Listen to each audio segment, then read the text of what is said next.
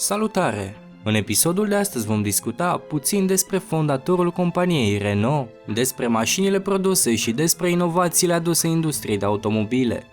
Dar înainte de a începe prezentarea, apasă acel buton de abonare și clopoțelul de lângă, pentru că nu vrei să ratezi următoarele episoade.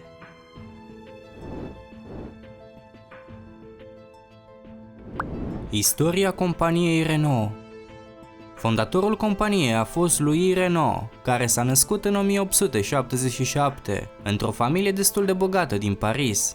Pe atunci, tânărul Louis nu era interesat de școală, petrecându-și mare parte din adolescență în atelierele lui Monsieur Serpollet, care construia mașini cu aburi. Mai târziu începe să lucreze la afacerea cu textile a părinților săi, dar în scurt timp renunță și începe proiectarea și construirea primelor sale mașini cu scopul de a-i coopta în echipă și pe frații lui. În 1898 este fondată compania Renault de către cei trei frați, Louis, Marcel și Fernand, primind ajutor și din partea unor prieteni. Primul model Renault Voiturette 1KV a fost vândut unui prieten de-al tatălui celor trei. Clientul a fost impresionat cum se comportă mașina pe drum, iar în scurt timp cei trei realizează că singura modalitate de promovare a mașinilor era să participe la cursele de mașini. Încă de la prima cursă, Renault a avut succes, reușind să câștige. Aceștia continuă să participe în tot felul de curse și succesul companiei să crească. Dar în 1903, în timpul cursei Paris-Madrid, Marcel moare la vârsta de 31 de ani în urma unui accident.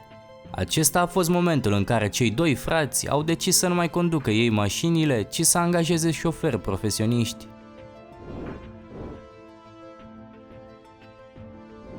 Inovații. Compania Renault a continuat să inoveze piața de automobile încă de la început. De exemplu, aceștia au fost primii producători de sedanuri. Au brevetat turbosuflanta, motorul turbocharged, suspensii hidraulice, centurile de siguranță cu limitator de efort, centurile de siguranță cu pretensionare, airbag-ul adaptiv, iar lista poate continua. Acuzații nefondate. Louis Renault a murit în închisoare după ce a fost arestat pentru că ar fi colaborat cu naziști în timpul celui de-al doilea război mondial. Acuzațiile care i-au fost aduse francezului erau nefondate, deoarece Louis Renault a refuzat să producă pentru germani după ce Franța a fost invadată, iar controlul fabricii Renault a fost preluat de către naziști.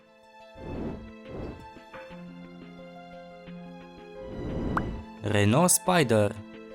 Modelul Renault Spider este în esență o mașină de curse care poate circula pe drumurile publice, fiind extrem de ușoară datorită scheletului mașinii care e realizat din aluminiu și propulsată de un motor de 2 litri 16V, capabil să furnizeze 150 de cai putere.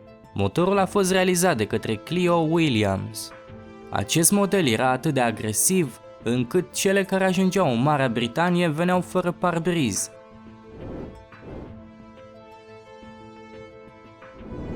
Nu au produs doar mașini. În timpul războiului mondial, Renault a început să producă muniție, avioane de război și un model de tank.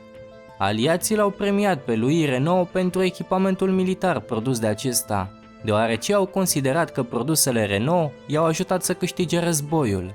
În perioada interbelică, Renault a produs și utilaje agricole și industriale.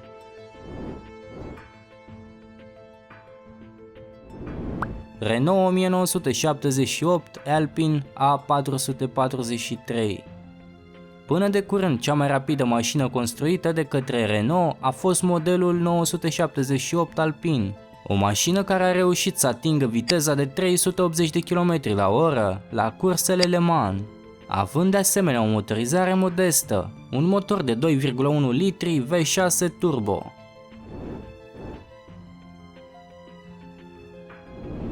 Primul Grand Prix. Compania Renault a reușit să câștige prima cursă de Grand Prix organizată vreodată la Le Mans în anul 1906. 32 de mașini au terminat cele 12 tururi ale circuitului de 103 km, 6 tururi în prima zi, urmate de 4 ore de odihnă și încă 6 tururi după aceea. La final, câștigătorul a fost Ferenc Schiz cu un model Renault AK90CV.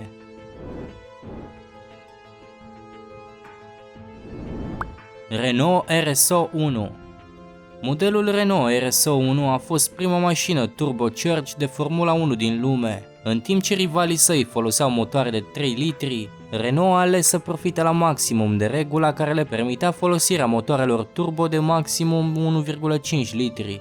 Într-un final, rivalii săi au urmat exemplul, dar în primii ani mașina celor de la Renault era atât de instabilă și nesigură, încât și-a primit porecla de cazanul galben cu aburi.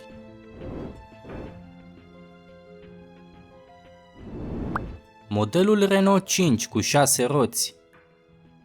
Un model de Renault 5 a fost construit special pentru o companie franceză numită Leotard. Acest model avea 6 roți.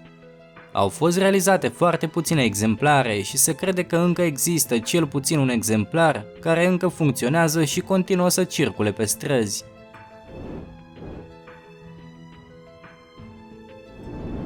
Renault deține un producător de automobile din Coreea de Sud, mai exact Samsung Motors. Producătorul francez de automobile deținea 70% din Samsung Motors în anul 2000, procentul actual de acțiuni fiind de peste 80%. Compania Samsung Motors este un fel de Dacia a coreenilor, adică construiește mașini bazate pe modele din gamele Renault și Nissan. Spune-mi în comentarii tu ce părere ai despre mașinile construite de cei de la Renault, dacă deții una și dacă își merită banii.